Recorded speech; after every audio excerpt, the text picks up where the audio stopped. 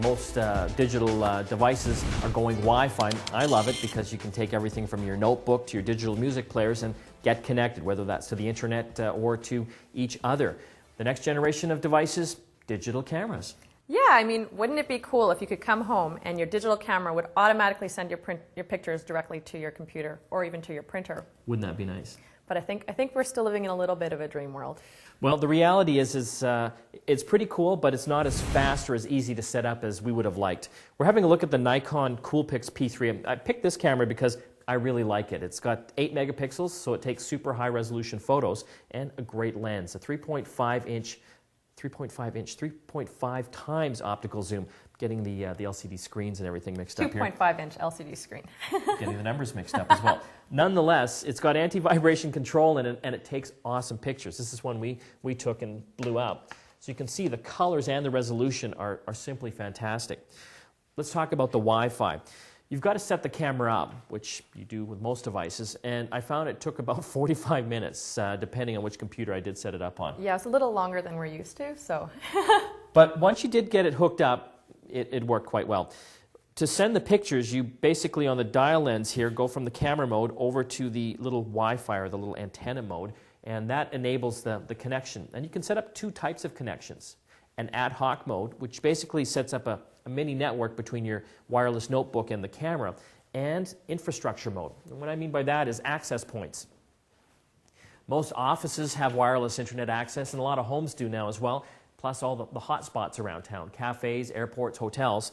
And with the infrastructure mode, it recognizes the access point and uses that to communicate with the computer or the printers that are hooked up on the network. You can even set up security as well so that no one can hack into you. And once that's going, you can basically take this camera anywhere that the access point has signal strength.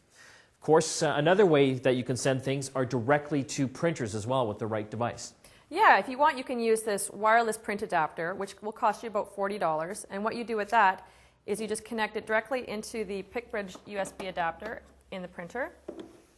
But the thing about it that I didn't really like is that you have to hit start every time you want to do this. So it's not quite as automatic as you would hope. Yeah, and what Yolande means by that is it'd be cool if you could come into the house or the office for that matter, and that thing is on all the time.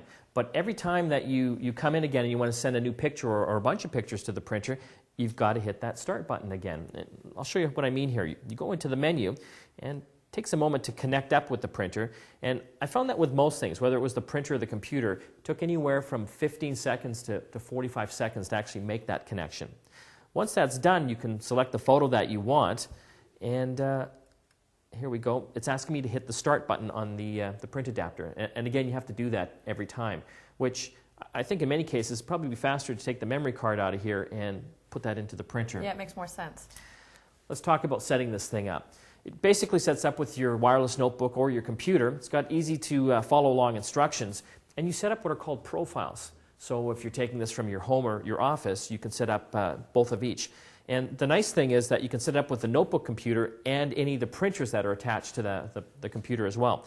And once that's done, you can again go into the Wi-Fi mode and select the photos that you want. And again, this takes a while to actually make that connection, and then you beam it over. And in practice, again, it took anywhere from 15 to 45 seconds.